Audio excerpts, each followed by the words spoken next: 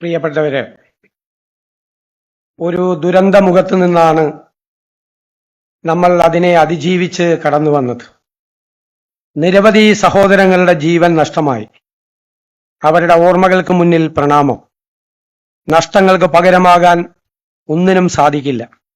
സർക്കാർ ആ കുടുംബങ്ങളെ ചേർത്ത് നിർത്തും.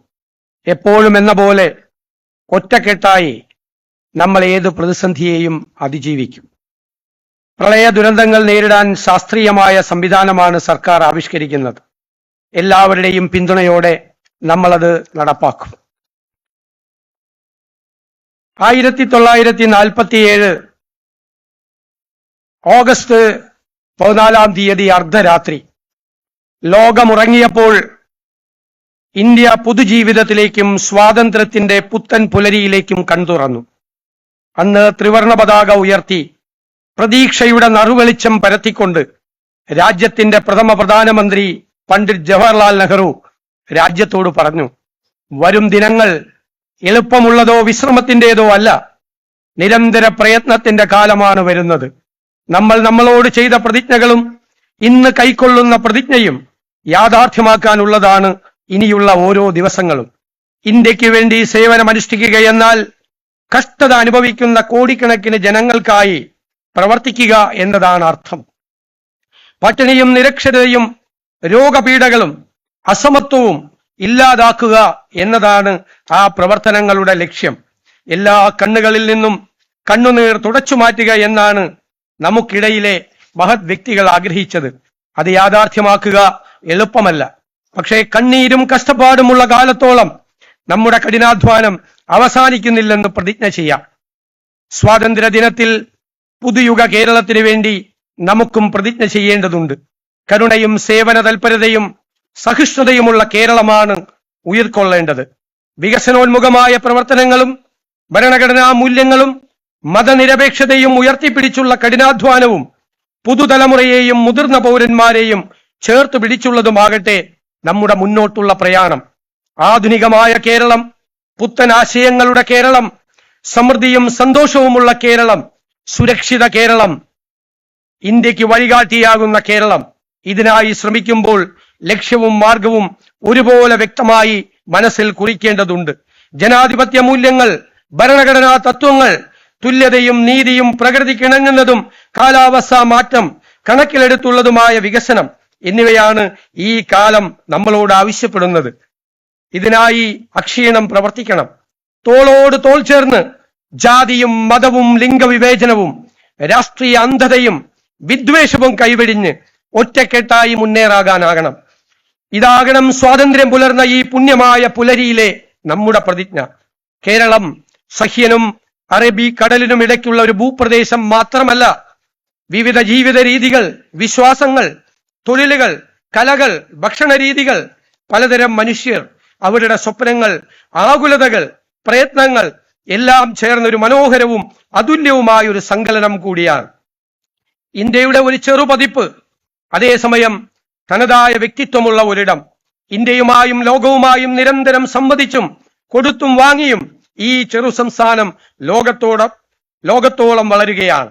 വിദ്യാഭ്യാസവും ആരോഗ്യ സംരക്ഷണവും മുതൽ മതേതരത്വത്തിലും സാക്ഷരതയിലും സഹിഷ്ണുതയിലും രാഷ്ട്രീയ ബോധ്യത്തിലും രാജ്യത്തിന് മാതൃകയുമായി. ഈ നേട്ടങ്ങൾ ഉയർത്തിപ്പിടിച്ചുകൊണ്ടാവണം നമ്മുടെ പുതുയുഗ കേരളത്തിനായുള്ള പരിശ്രമം.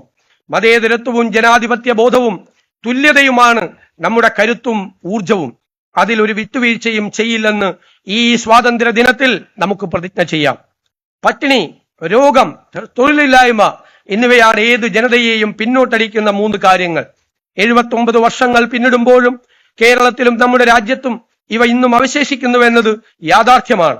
പട്ടികജാതി പട്ടികവർഗ വിഭാഗത്തിലെ സഹോദരങ്ങൾ, മുതിർന്ന പൗരന്മാർ, ന്യൂനപക്ഷങ്ങൾ, ട്രാൻസ്ജെൻഡേഴ്സ്, ഇങ്ങനെ പ്രത്യേക പരിഗണനയും കരുതലും വേണ്ടവർ ഇപ്പോഴും അനേകം പ്രശ്നങ്ങളും പ്രതിസന്ധികളും അരക്ഷിതാവസ്ഥകളും നേരിടുകയാണ്. കുട്ടികളും ചെറുപ്പക്കാരും പരീക്ഷാ നടത്തിപ്പ് മുതൽ തൊഴിലവസരങ്ങളുടെ കുറവ് വരെയുള്ള ഒരു കൂട്ടം കൊടിയ പ്രശ്നങ്ങളുടെ നടുവിലാണ്. കൃഷിക്കാരും തൊഴിലാളികളും തീരദേശത്തെ ജനങ്ങളും നേരിടുന്ന വെല്ലുവിളികളും അനവധിയാണ്. ഇവ നിലനിൽക്കുന്നിടത്തോളം കാലം എങ്ങനെയാണ് നമുക്ക് വിശ്രമിക്കാനാകുക? കണ്ണീരും കഷ്ടപ്പാടുമുള്ള കാലത്തോളം നമ്മുടെ കഠിനാധ്വാനം അവസാനിക്കുന്നില്ല എന്ന പണ്ഡിറ്റ്ജിയുടെ വാക്കുകളുടെ പ്രസക്തി ഇവിടെയാണ് കാണേണ്ടത്. രാജ്യവും ലോകവും കേരളവും ഇന്ന് പ്രത്യേകമായ ഘട്ടത്തിലൂടെയാണ് കടന്നു പോകുന്നത്. യുദ്ധവും എല്ലാം നഷ്ടപ്പെട്ടുള്ള പലായനങ്ങളും അനാഥത്വവും ഒരു വശത്ത്, സാമ്പത്തിക പ്രശ്നങ്ങളും കാലാവസ്ഥാ മാറ്റവും കാർഷിക പ്രതിസന്ധിയും മറുവശത്ത്. ജനാധിപത്യ അവകാശങ്ങളെ ചവിട്ടിമെതിക്കുന്നതും ആവർത്തിക്കുന്ന കഥയായി കഴിഞ്ഞു. ഏറ്റവും സൂക്ഷ്മമായി പ്രശ്നങ്ങളെ അപഗ്രഥിച്ച് ഭാവിയെ നോക്കിക്കണ്ട് പുതുതലമുറയെ ചേർത്തുപിടിച്ച് ഓരോ ചുവടും മുന്നോട്ട് വെക്കേണ്ട സമയമാണിത്. ജനാധിപത്യം നിരന്തരമായ സംവേദനമാണ്. എതിർപ്പും ചോദ്യം ചെയ്യലും തുറന്ന സംഭാഷണവും തിരുത്തലും ജനാധിപത്യത്തെ പുനരുജ്ജീവിപ്പിക്കുന്നു. ഏകവിളത്തോട്ടത്തിൽ ഒരേ ഇനം മനുഷ്യരെ വളർത്തി ഒരേ ഭാഷയും ഒരേ വിശ്വാസവും ഒരേ ജീവിതശൈലിയും വളർത്തുന്ന ഏത് വ്യത്യസ്തതയെയും ഭയക്കുന്ന വെറുപ്പിന്റെ തുരുത്തുകളും വർഗീയതയുടെ ഇരുളിടങ്ങളും സൃഷ്ടിക്കുന്നതല്ല ജനാധിപത്യം. തുറന്ന മനസ്സ്, സഹിഷ്ണുത, സംവാദം, തിരുത്തൽ, നവീകരണം എന്നിവയിൽ ഊന്നിയ കരുത്തുറ്റ ജനാധിപത്യത്തെ കാത്തുസൂക്ഷിക്കുന്ന കാവൽക്കാരും പോരാളികളുമായി നമുക്ക് മാറാം. മഹാത്മജി, സുഭാഷ് ചന്ദ്രബോസ്, ഭഗത് സിംഗ്, ബാലഗംഗാധര തിലക്, ഗോപാലകൃഷ്ണ ഗോഖലെ തുടങ്ങി അനേകം സമരഭടന്മാർക്കുള്ള ഏറ്റവും വലിയ സല്യൂട്ടും അതുതന്നെയാണ്. രാജ്യത്തിനും സംസ്ഥാനത്തിനും സാമ്പത്തിക വളർച്ചയും വികസനവും വേണം. തൊഴിലുകൾ സൃഷ്ടിക്കപ്പെടണം. കൃഷി ഉൾപ്പെടെയുള്ള അടിസ്ഥാന മേഖലകൾക്ക് വികസനവും സംരക്ഷണവും വേണം. ഒപ്പം കാലാവസ്ഥാ മാറ്റമെന്ന വൻ പ്രതിസന്ധിയെ നേരിടാനാകണം. വികസന ഫലങ്ങൾ എല്ലാവരിലേക്കും എത്തണം. വികസനം ഏതാനും പേർക്കായുള്ളതല്ല, സർവതല സ്പർശിയായ വികസനവും സമ്പത്തിന്റെ ന്യായമായ നീതിപൂർവമായ വിതരണവുമാണ് ഒരു സോഷ്യലിസ്റ്റ് ജനാധിപത്യത്തിന്റെ അടിസ്ഥാന സ്വഭാവം. അവിടെ വികസനം എന്നത് ജനപക്ഷത്തു നിന്നുള്ളതായിരിക്കും. അതിന് മുൻഗണനാക്രമങ്ങൾ ഉണ്ടാകും. ക്ഷേമ പ്രവർത്തനങ്ങൾ ജനാധിപത്യ സംവിധാനത്തിൽ ആരുടെയും ഔദാര്യമല്ല, അത് അവകാശമാണ്. മുതിർന്ന പൗരന്മാരുടെ ക്ഷേമം, പ്രത്യേക പരിഗണന അർഹിക്കുന്ന എല്ലാ ജനവിഭാഗങ്ങൾക്കും നൽകേണ്ട സംരക്ഷണം എന്നിവ ഇക്കാലത്ത് അതീവ പ്രധാനമാണ്. അതോടൊപ്പം പുതുതലമുറയ്ക്ക് ഇവിടെ പഠിക്കാനും തൊഴിലെടുക്കാനും സ്വന്തം കാലിൽ അഭിമാനത്തോടെ നിൽക്കാനുമുള്ള വഴിയൊരുക്കണം. ലഹരി എന്ന മഹാവിപത്തിനെ പടിയിറക്കണം. നാട്ടിൽ സമാധാനവും സുരക്ഷയും പുലരണം. പൊതുവിദ്യാഭ്യാസവും പൊതുജനാരോഗ്യവും മെച്ചപ്പെടണം. ഇവ ഈ സർക്കാരിന്റെ മുൻഗണനാ പട്ടികയിലുള്ളതാണ്. ഇത് പ്രായോഗികമാക്കാനുള്ള നയസമീപനവും പരിപാടികളുമാണ് സംസ്ഥാന സർക്കാർ ആവിഷ്കരിക്കുന്നത്. ഇന്ത്യയുടെ ഭരണഘടന പോലെ മറ്റൊന്നില്ല. അത് ഒരു ജനതയുടെ അഭിമാനവും ഉറപ്പും പ്രതീക്ഷയും ഭാവിയെ കരിപ്പിടിപ്പിക്കുന്ന ചാലക ശക്തിയുമാണ്. ഭരണഘടനാ മൂല്യങ്ങളായ മതേതരത്വം, തുല്യത, അഭിപ്രായ സ്വാതന്ത്ര്യം, പ്രവർത്തന സ്വാതന്ത്ര്യം, ന്യൂനപക്ഷങ്ങൾക്കും പട്ടികജാതി പട്ടികവർഗ വിഭാഗത്തിലുമുള്ളവർക്കുള്ള പ്രത്യേക പരിഗണന എന്നിവ ചോദ്യം ചെയ്യപ്പെടുന്ന അപകടകരമായ ഒരു പരിസരം രാജ്യത്ത് ശക്തി പ്രാപിക്കുന്ന കാലഘട്ടം കൂടിയാണിത്. ജീവിതകാലം മുഴുവൻ രാഷ്ട്രീയ രംഗത്ത് നിന്ന, നിരവധി തവണ ഭരണഘടനാ പദവിയിലിരുന്ന രാജ്യത്തെ തലമുതിർന്ന നേതാവ് പോലും ജാതി വെറിയുടെയും തൊട്ടുകൂടായ്മയുടെയും പേരിൽ അപമാനിക്കപ്പെട്ടത് കഴിഞ്ഞ ദിവസം നമ്മൾ കണ്ടതാണ്. അതെന്ത് സന്ദേശമാണ് രാജ്യത്തിന് നൽകുന്നത്? നമ്മുടെ രാജ്യം അവിടെ നിന്നൊക്കെ ഒരുപാട് മുന്നോട്ട് നടന്നതാണ്. ഇനിയും ആ ഇരുണ്ട കാലത്തേക്ക് തിരിച്ചു പോകരുത്. അത്തരം ശ്രമങ്ങൾ ഉണ്ടായാൽ അതിനെ നഖശികാന്തം എതിർക്കേണ്ടത് നമ്മുടെ കടമയും ഉത്തരവാദിത്വവുമാണ്. നമ്മുടെ ഭരണഘടനയും അത് ഉറപ്പു നൽകുന്ന അടിസ്ഥാന തത്വങ്ങളായ മതേതരത്വവും തുല്യതയും സ്വാതന്ത്ര്യവും സോഷ്യലിസവും ജനാധിപത്യ അവകാശങ്ങളും സംരക്ഷിക്കാൻ നാം ഓരോരുത്തരും പ്രത്യേക ശ്രദ്ധയോടെയും ജാഗ്രതയോടെയും കരുതലോടെയും പ്രവർത്തിച്ചേ മതിയാവൂ. ഭരണഘടനാ തത്വങ്ങൾക്കും ഇന്ത്യയുടെ ഐക്യത്തിനും അഖണ്ഡതയ്ക്കും മതേതരത്വത്തിനും വേണ്ടി വിട്ടുവീഴ്ചയില്ലാതെ നമ്മൾ അണിനിരക്കേണ്ട സമയമാണിത്.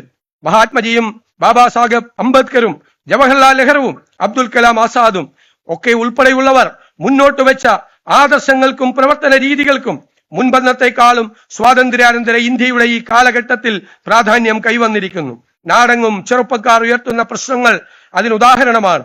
അവ കണ്ടില്ലെന്ന് നടിക്കുന്നത് അക്ഷന്തവ്യമായ തെറ്റുമാണ്. നമ്മുടെ യുവത രാഷ്ട്രീയ ബോധ്യങ്ങൾ ഇല്ലാത്തവരല്ല.